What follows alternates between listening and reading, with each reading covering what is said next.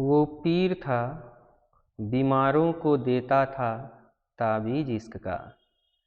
जनाजे पर पता चला कि वो खुद मारा था इश्क का।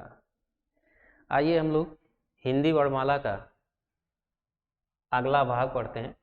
पिछले हिंदी वर्णमाला में कुछ चीज़ें आपको मैंने बताया। अ से ज्ञ तक वर्णों को स्वर और व्यंजन किस तरह से वर्गीकृत किया गया। अगर आपने पिछला वीडियो देखा है तो ठीक, नहीं तो लिंक में या चैनल के प्लेलिस्ट में आप देख सकते हैं फर्स्ट वीडियो। पहले वीडियो को पढ़ेंगे और दूसरे वीडियो को पढ़ लेंगे तो वर्णमाला के जो भी साधारण प्रश्न बन सकते हैं उसका हल आप सामान्य तरीके से ढूंढ सकते हैं। आइए शुरुआत करते हैं आज की शुरुआत में हम आपको बताने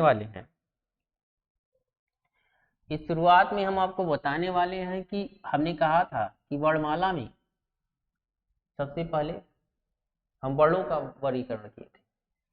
आज हम लोग उच्चारण स्थान और उच्चारण प्रत्यय का वर्गीकरण करें। उच्चारण स्थान और उच्चारण प्रत्यय का वर्गीकरण करेंगे, है ना। तो सबसे पहले हम आपको उच्चारण स्थान देते हैं, उसके बाद उच्चारण प्रत्यय समझाते हैं। जैसे कहीं कहीं प्रश्नों को वर्णों को दे करके पूछता है ये ध्वनि कैसी है, कंठ की है, ताल की है, मूर्धा है, दंता है कि ओष्ठ है। ये अलग अलग वर्णों का उच्चारण स्थान होता है। जब भी हम अ से ज्ञ तक के सभी वर्णों को पढ़ रहे होते हैं तो उस सभी वर्णों में को उच्चारण करने के लिए मुख के कंठ, ताल, मूर्धा, दांत और ओष्ठ का हम लोग प्रयोग करते हैं। और उस उच्चारण प्रत्यय में दो काम और करते हैं। उच्चारण करते समय किसी वर्ण में श्वास की अधिक मात्रा की आवश्यकता पड़ती है और किसी वर्ण में कम की मात्रा की आवश्यकता पड़ती है। ये भी होता है, इसके आधार पर वर्गीकरण करेंगे। अर्थात हमें एक उच्चारण स्थान खोजना, उसके बाद उच्चारण में किसमें ज्यादा वायु लगता है, किसमें कम, अर्थात अल्प प्राण और महाप्राण।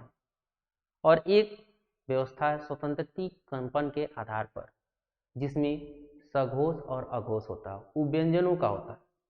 ये सारी चीजें व्यंजनों का होता है। अभी हम लोग पढ़ेंगे स्वर और व्यंजन का उच्चारण, उसके बाद व्यंजनों में उच्चारण प्रत्यय क्या, अल्प प्राण, महाप्राण, अघोष और सघोष को पढ़ेंगे। तो उच्चारण स्थान में देखिए कुछ सूत्र हैं जिसको आप अगर याद रखेंगे, याद कर भी लेना चाहिए, क्योंकि अगर ये सूत्र याद है तो आप उच्चारण स्थान आसानी से बता लेंगे। पहला सूत्र है अकुह विसर्गनिया नाम कंठ। अकुह विसर्गनिया नाम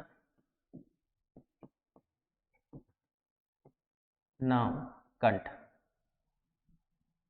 अकुह विसर्गनिया नाम कंठ का मतलब है, यह संस्कृत से सूत्र बनाया गया है। संस्कृत में सूत्र है ना, उच्चारण स्थान का हम लोग संस्कृत सूत्र पढ़ेंगे और उसका अर्थ समझ करके संस्कृत सूत्र पढ़ेंगे और उसके बाद अर्थ समझेंगे, है ना। एक संस्कृत सूत्र पढ़ना, उसके बाद अर्थ समझना। तो पहले हम आपको बता रहे हैं अकुह विसर्गनिया नाम कंठ का अर्थ क्या होता है। साथ साथ सूत्र पढ़ेंगे और उसको समझते चलेंगे। अकु, अ का अर्थ होता है कौन कौन से वर्ण आ सकते हैं उच्चारण स्थान पर। कौन सा उच्चारण स्थान है, हम मुख के कंठ से किसे किसे उच्चारित करते हैं। कंठ, कंठ से किसे किसे उच्चारित करते हैं, इसका मतलब हमें समझ। तो अ के साथ आ, आप अ को पढ़िए और आ को पढ़िए तो पढ़ के देखेंगे कंठ की आवश्यकता पड़ती। और ह भी, ह को भी पढ़ने में आपको कंठ की आवश्यकता पड़ती। अ आ ह, किसकी आवश्यकता पड़ी? कंठ की। अकुह विसर्ग, जब भी विसर्ग फल या विसर्ग शब्द हम लोग जब पढ़ते हैं, जैसे अह, इसको भी पढ़ने के लिए हमें कहाँ जाना पड़ता है? कंठ पर, है ना। हम जितने भी वर्ण हैं उसके उच्चारण स्थान को बता रहे, कंठ पे जाना पड़ता। अकुह विसर्गनीय नाम कंठ। अकु, अभी हमने एक चीज और छोड़ा, कु को। कु का अर्थ क्या होता है? अकुह, कु का अर्थ होता है कवर, क ख ग घ अंग, अंग नहीं आता है। अकुह विसर्गनीयम कंठ, पांचवें अक्षर को छोड़ेंगे, जो भी वर्गीय व्यंजन होगा उसका पांचवा अक्षर छोड़ देंगे, ठीक है। वर्गीय व्यंजन मैंने पढ़ा है, पांचवा अक्षर के होते हैं, 5 बजे 25 होता है वर्गीय व्यंजन, तो पांचवें अक्षर को छोड़ेंगे और उसको ले चलेंगे, कहाँ जाएगा अभी मैं बताऊं। अकुह विसर्गनीय नाम, क ख ग घ, उसके बाद छोड़ेंगे, अंग जाता नासिका पर, जो पांचवें अक्षर होते हैं, इयम मंगल नम नासिका च, अभी बताएं। तो अ आ क ख ग घ, ह और विसर्ग अह, ये सब के सब कहां से उच्चारित होते हैं? कंठ से। ये सब के सब कहां से उच्चारित होते हैं? कंठ से। इस चीज को आप ध्यान रखें, ठीक है। इन सब को उच्चारण स्थान में कंठ रखा गया। अगला है अकुह विसर्गनीय नाम कंठ हो गया। अगला वर्णों में ईचू यसा नाम तालु, ईचू यसा नाम, यसा नाम, कहीं बिंदी देता है, कहीं ऐसे भी लिख सकते हैं, बिंदी नहीं देना चाहते हैं, यसा नाम ऐसे पढ़ सकते हैं, है ना। संस्कृत का ये रूल है, संस्कृत सूत्र है। ईचू यसा नाम तालु, देखिए कौन कौन आएगा। ईचू यसा नाम तालु में ईचू यसा नाम तालु को आइए, वर्ण कौन कौन से वर्ण? छोटी बड़ी ई, छोटी ई बड़ी ई, ईचू यसा नाम तालु।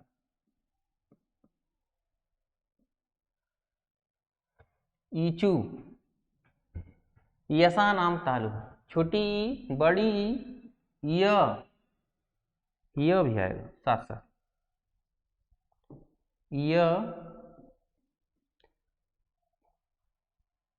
य से पहले चू शब्द है, चू का मतलब च छ ज झ, य को नहीं लेंगे, य और तालव्य सा छोटा सा, ये सब के सब जो अक्षर हैं, ये जो वर्ण हैं, इन वर्णों को तालु से हम लोग बोलते हैं, तालु की सहायता से बोलते हैं। ई, छोटी ई च छ ज झ य स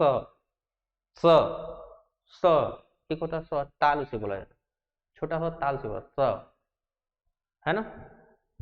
ईचू यसा नाम तालु। अगला है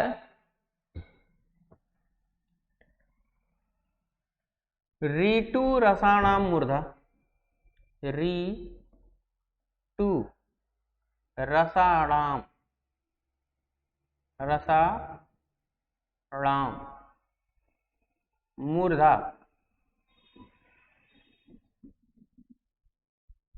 रीटू रसाणाम मूर्धा अर्थात कौन कौन से वर्ण आते हैं इसको समझिए। री, टू का मतलब टवर, ट ठ ड ढ, पांचवा अक्षर नहीं, ट ठ ड ढ, ट ठ ड ढ, र और मूर्धा स, इसको बोलते हैं मूर्धा स।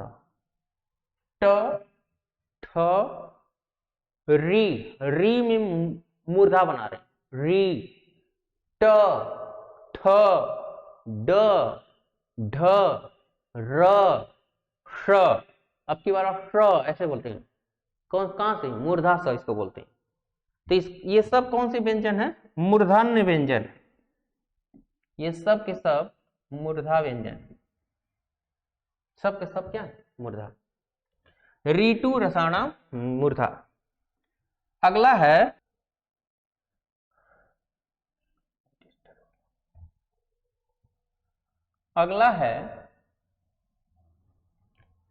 ऋतु। ऋतु लसानाम। ऋतु लसानाम।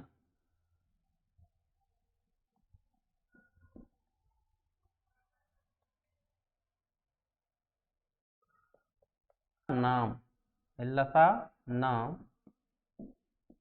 ऋतु लसा नाम दंता। अब आइए इसका अर्थ समझते हैं ऋतु लसा नाम दंता का।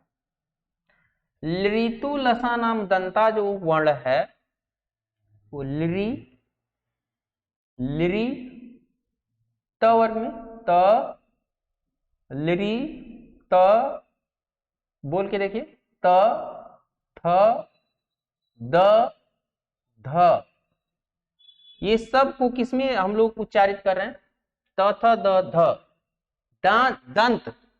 और ये है दंता स, बड़ा स को बोलते हैं दंता स।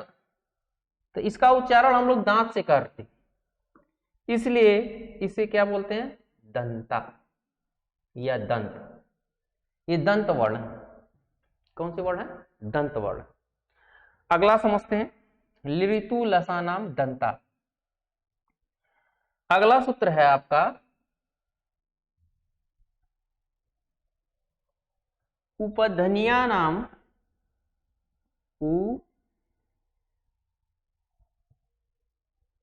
उपधनिया नाम पधनिया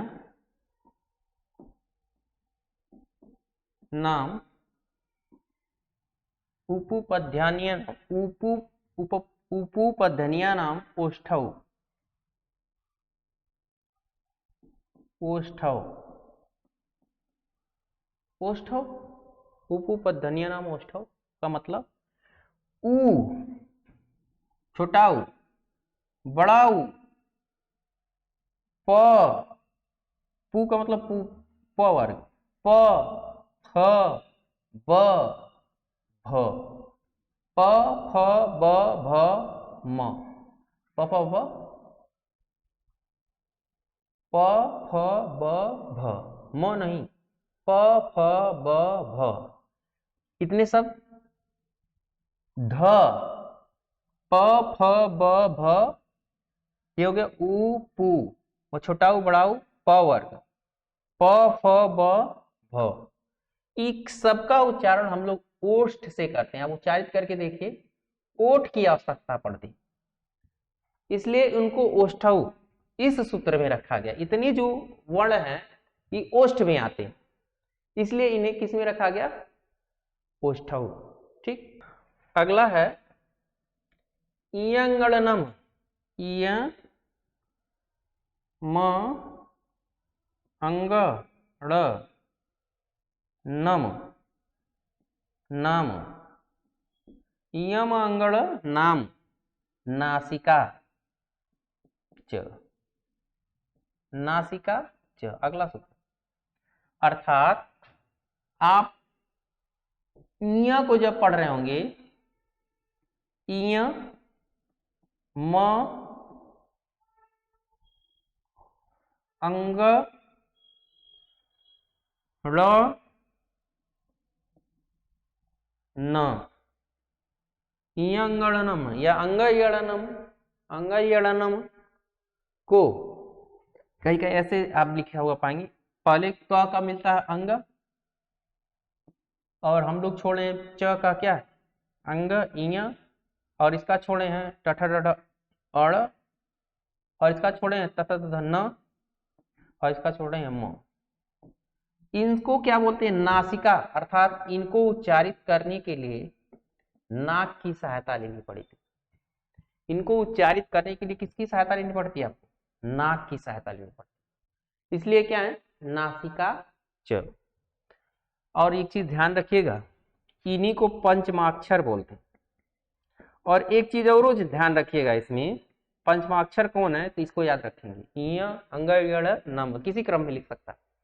एक और बात इसमें ध्यान देने की आवश्यकता है वह कि जो अनुनासिक होते हैं जैसे अंग, ये नासिक, अनुनासिक माने नासिक, नाक से लिखने वाले, जिसमें आपको बिंदी वाले शब्द आते हैं, वो नासिक व्यंजन होते हैं। जैसे कंग, खंग, गंग, घंग, जंग, मतलब जिस पर भी आपने क्या लगा दिया, अनुनासिक, ये लगा दिया, वो किस में चले थे, नासिका। तो यहाँ पंचमाक्षर में नासिका व्यंजन में अंग भी आता है, अह तो कंठ में चला गया, और ये कहाँ आ जाता, अंग। ठीक, आगे बढ़ते हैं।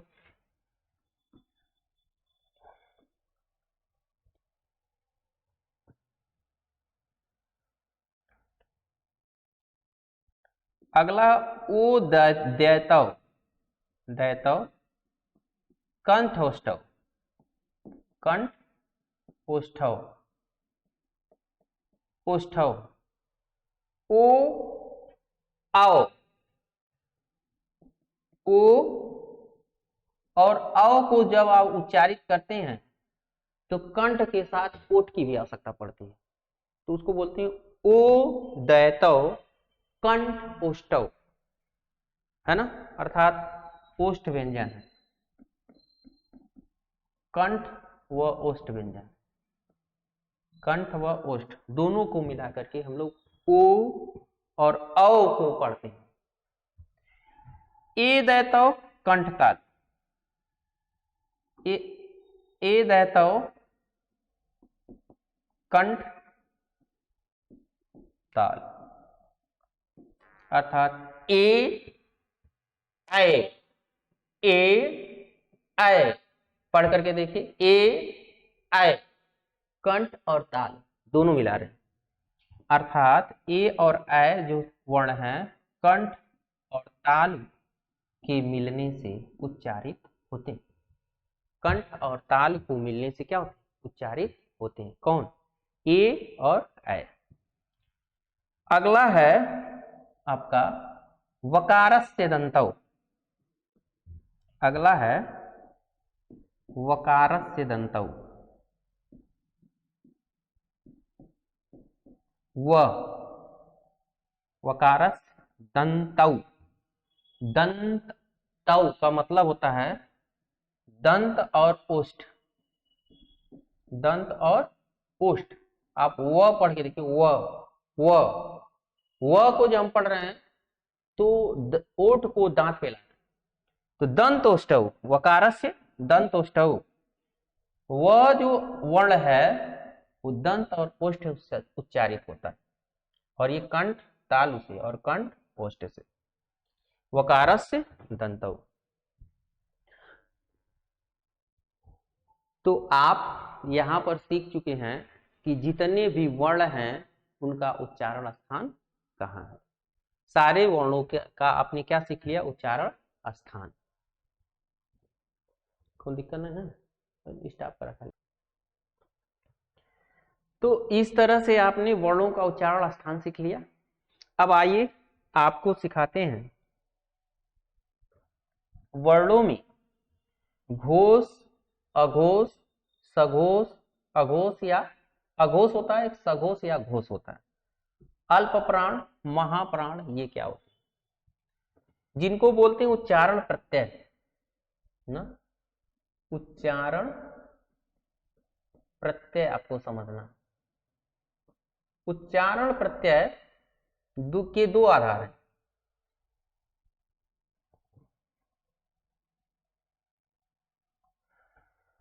उच्चारण प्रत्यय के दो आधार, एक श्वास की मात्रा के आधार पर, श्वास की मात्रा के आधार पर,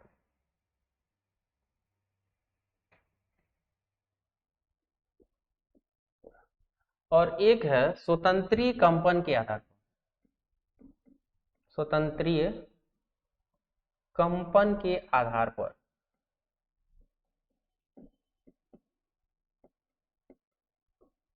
स्वतंत्रीय कंपन के आधार पर दो तरह के वर्ण, कौन, हम क्या पढ़ रहे हैं आपको, उच्चारण प्रत्यय कौन कौन से हो गए? एक श्वास की मात्रा के आधार पर, एक स्वतंत्री कंपन के आधार। श्वास की मात्रा के आधार पर दो तरह की, एक है अल्प प्राण, एक है अल्प प्राण, है ना, और एक है महाप्राण। अल्प प्राण, महाप्राण। अगर आपको श्वास कम लेकर के क्या करना हो, उच्चारित करना हो, तो उसको बोलते हैं अल्प प्राण, है ना। अगर श्वास को कम लेकर के उच्चारित करेंगे तो उसको बोलते हैं अल्प प्राण। और इसका सूत्र होता है अल्प प्राण का 135 प्लस, अल्प प्राण का जो सूत्र है 135 प्लस अंतस्थ। अंतस्थ 135 प्लस अंतस्थ मतलब वर्गीय व्यंजन का पहला, तीसरा और पांचवा। वर्गीय व्यंजन कितने?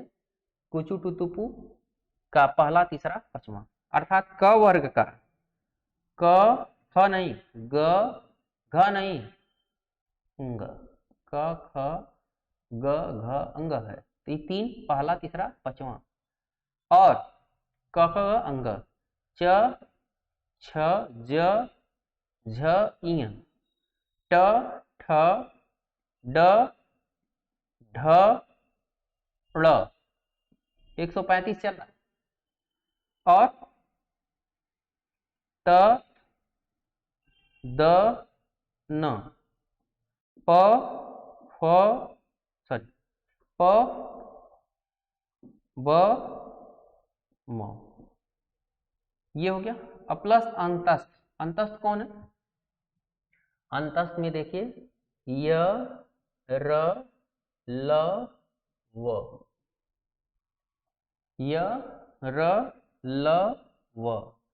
और पूछा जाता है कि अल्प प्राण कितने हैं, तो अल्प प्राण 3, 3 6, 3 9, 3 12, 3 15, 15 4 19, 15 4 19, टोटल कितने हैं? ये 19 है, ये ध्यान रखिए, ठीक। और अल्प प्राण के बाद महाप्राण। महाप्राण का सूत्र है 24 प्लस उष्म, 24 प्लस उष्म है। महाप्राण का सूत्र क्या है? 24 प्लस उष्म। तो महाप्राण में देखिए दूसरा अक्षर ख घ छ झ ठ ढ थ ध फ भ, ठीक। दूसरा अक्षर प्रत्येक वर्गीय व्यंजन का। अब प्लस उष्म में तालव्य मूर्धा दंता, तालव्य स मूर्धा दंता, तालव्य मूर्धा दंता और ह। तो ये देखिए 4 ये और 2 2 4 2 6 2 8 2 10, 10 ये 10 14 और 10, हाँ सॉरी 10 और 4 14।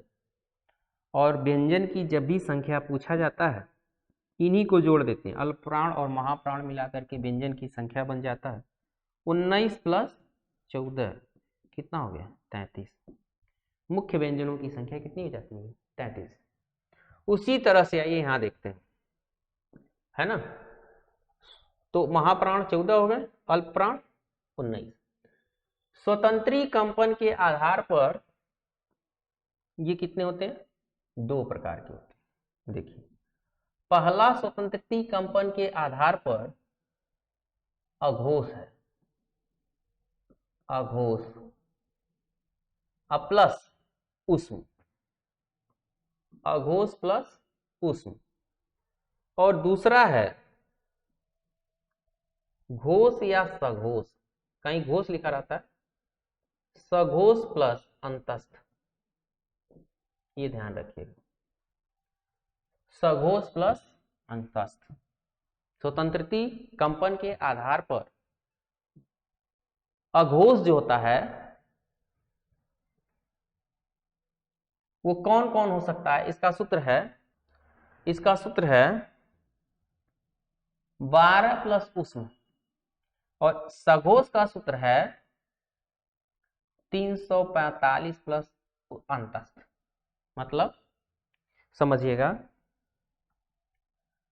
अघोष में 12 मतलब वर्गीय व्यंजन का पहला दूसरा अक्षर, क ख च छ ज झ ट ठ त थ ट ठ त थ च छ च छ ट ठ ठ ड़ त थ थ न त न प फ भ म प फ प फ भ म, ये 12 हो गए। और ऊष्म में कौन कौन है? ऊष्म में तालव्य, मूर्धा, दंता और ये कंठ, ये ऊष्म व्यंजन है। ठीक, अगर इनको जोड़ेंगे तो 2 25 10 4 14, तो अघोष वर्णों की कुल संख्या कितनी होती है? 14 होती है। ठीक, सघोष क्या होता है? देखिए, तीसरा चौथा पांचवा, क ख के बाद ग घ ङ, च छ के बाद ज झ इ, ट ठ के बाद ट ठ ड ढ ड़, त थ के बाद द ध न, प फ के बाद ब भ म, ये होगा। और प्लस अंतस्थ कौन? य र ल व, ये है अंतस्थ। इनको जोड़ेंगे तो ये कितने हो जाएंगे? 19। टोटल सघोष या घोष की संख्या कितनी हो गई? 19। सघोष या घोष की संख्या कितनी हो गई? 19। और इन दोनों को जोड़ देंगे तो कितने हो जाएंगे? 33। इन दोनों को जोड़ देंगे तो कितना होंगे? 33। और इसको भी जोड़ेंगे तो कितना था? 33। तो व्यंजन का वर्गीकरण आपको घोष, अघोष, अल्प प्राण और महाप्राण में बताया गया। अगर आप इस नोट्स को अच्छे से बना लेंगे या स्क्रीनशॉट लेकर के भी पढ़ सकते हैं, इससे अच्छा। देखिए बच्चे, बहुत लोग हैं क्या करते हैं, जो अच्छा लगता है उसका स्क्रीनशॉट मार देते हैं। तो जिस समय अच्छा लगा स्क्रीनशॉट मार ले, लेकिन आज तक रिकॉर्ड है, लोग स्क्रीनशॉट गैलरी में सेव रखते हैं, दिमाग में नहीं। और दिमाग में जो चीजें सेव होनी चाहिए उसका एक ही तरीका है कि जब भी पढ़ें एक अपना खुद से हाथ का लिखा हुआ, अपने हाथ का लिखा हुआ नोट्स जरूर बनाएं। किसी भी चैप्टर को आप पढ़ रहे हो, कोई भी चीज पढ़ रहे हो, ये हमारा आप लोगों से एक निवेदन है, कभी भी पढ़िए। स्क्रीनशॉट मारना आसान तो है, लेकिन उसका फायदा मैंने बहुत कम देखा है, 0% लगभग। क्योंकि हमको भी कोई चीजें अच्छी लगती है स्क्रीनशॉट मारते हैं, लेकिन आज तक वो गैलरी में पड़ी हुई। इसलिए हम आपसे कहेंगे कि स्क्रीनशॉट ठीक है, पीडीएफ निकलवा लीजिए तो समझ में आता है, पीडीएफ दिया जाएगा, पीडीएफ आप निकाल लीजिएगा, सेव कर लीजिएगा। लेकिन सबसे अच्छी बात यह है कि अगर आप साथ साथ इस वीडियो को देख करके नोट्स बना लेंगे तो सबसे अच्छा होगा। कलरफुल नोट्स बनाइए, कलरफुल नोट्स दिमाग को आकर्षित करते हैं, है ना। जैसे आप देखे होंगे कि जब लड़के या लड़कियों को दिखाइया होता है तो वो कुछ सामान्य तरीके से नहीं रहते हैं जितने सामान्य तरीके से वो घर रहते हैं। उनका तौर तरीका सब कुछ बदल जाता है, डेंटिंग पेंटिंग, बाल से लेकर मुख थोबड़ा कपड़ा सब बदल जाता है। किसके लिए? प्रभावित करने के लिए। पुरुष तो उस समय ऐसा रूप धारण करता है जैसे देवता भी फेल हो जाए, और नारी ऐसा रूप धारण करती है जैसे देवी फेल हो जाए। अगर किसी नारी को सबसे परफेक्ट रूप में देखना है तो उसकी दखैया में जाकर देख लीजिए, ऐसा लगेगा इसके कितना अच्छा नारी दुनिया में या पुरुष कोई है नहीं, बड़ी शालीनता प्रस्तुत करते हैं। वो घंटे भर का कंट्रोल रात भर के थकावट में बदल जाता है, अगले दिन से वो अपने फिर पर वापस आ जाते हैं। चलिए, ये बात रही सामाजिक अध्ययन की। हम आपको हिंदी का अध्ययन बता रहे हैं। इस हिंदी के अध्ययन में हम आपसे जरूर कहेंगे कि नोट्स बना करके लिखिए, है ना। थोड़ा सा किसी भी वीडियोस को देखिए, आपको अच्छा लगे तो नोट्स बनाइए। तो आपको ये चीज़ें समझ में आए होंगी, और समझ में आए तो वीडियो को लाइक करिए, सब्सक्राइब करिए और शेयर करिए। वीडियो के अंत तक बने रहने के लिए बहुत बहुत धन्यवाद।